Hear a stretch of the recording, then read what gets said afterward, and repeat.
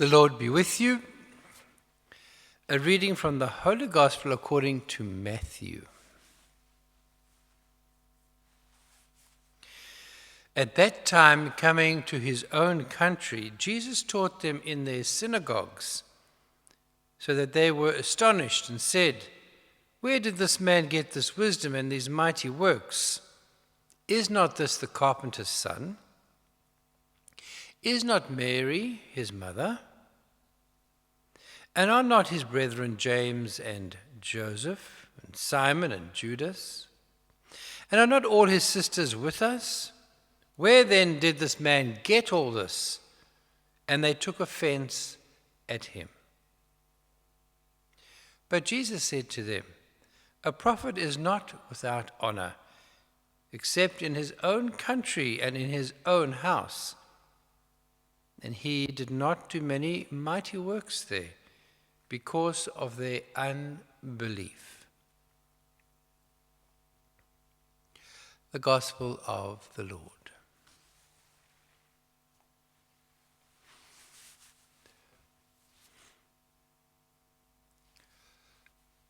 What is our go-to when we need to make a difficult decision?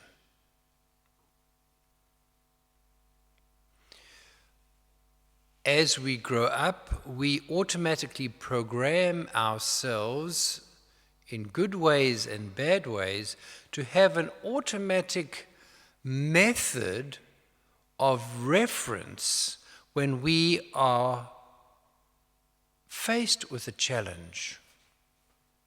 The fight and flight that we hear about so often.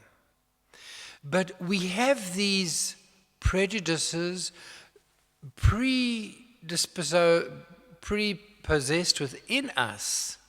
So when we have an encounter, especially when we're encountering something that is normal and regular for us, we come with a whole lot of baggage. That's what I think Jesus is talking about today.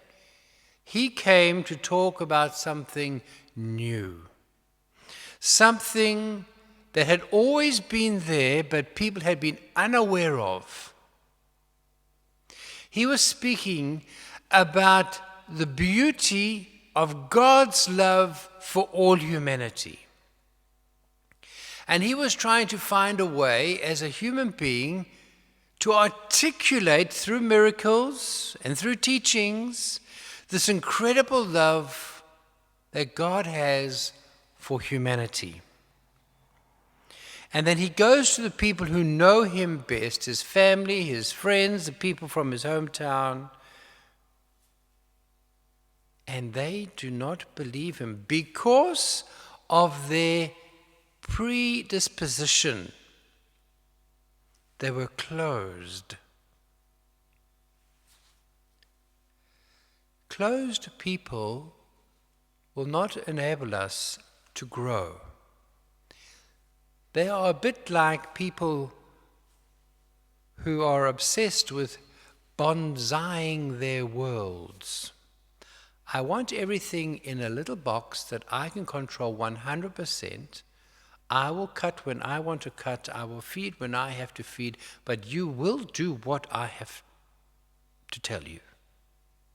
That's not what God is all about. He wants us to grow naturally, not in a pot.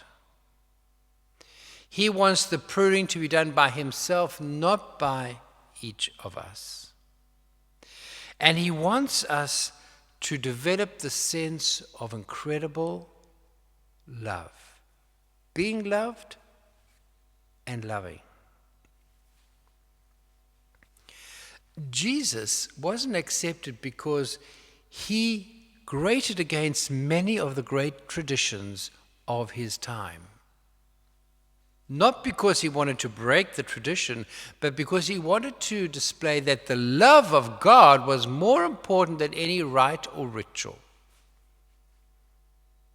And so he comes in and he shakes the boat, and the people who are the most resistant to this truth are the people who knew him the longest.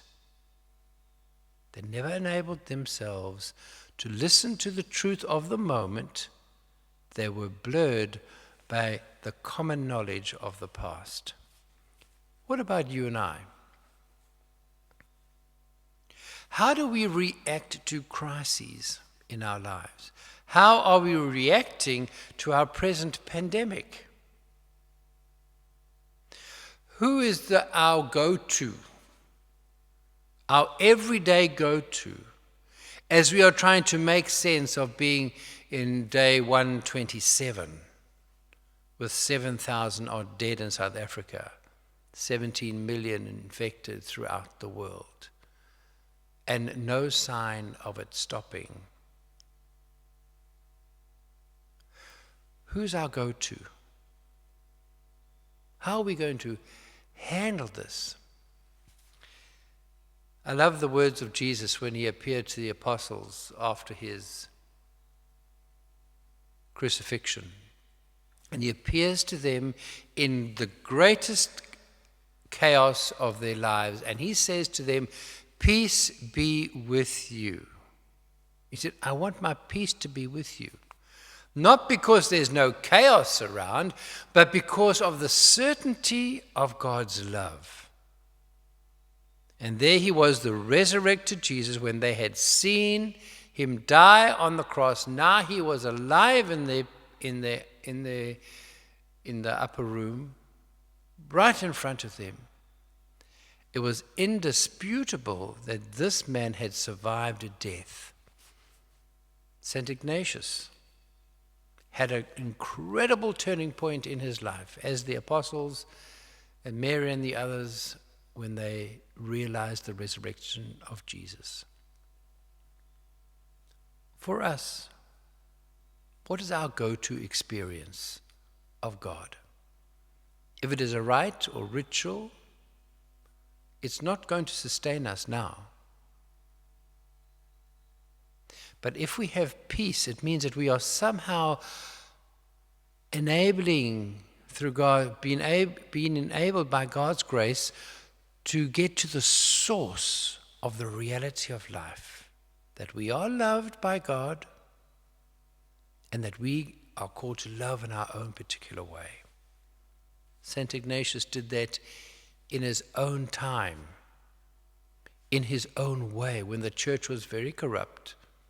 And he went beyond himself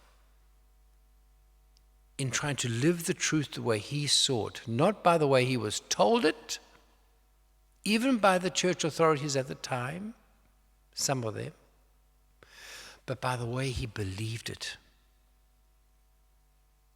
And when he went to the Pope was able to see that there was something truly genuine about this man, and welcomed him as a layperson with great knowledge to start the Jesuit order. Today, what greatness is God trying to work through us? And what greatness has been stunted by our thinking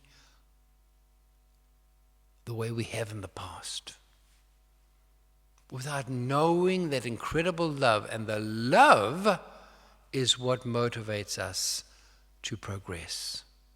Not the rite, not the ritual. Those are only helping mechanisms to develop the heart. Let's ask God to show us a unique way, in a unique time, to do something different, pertinent, and real for God and one another. Amen.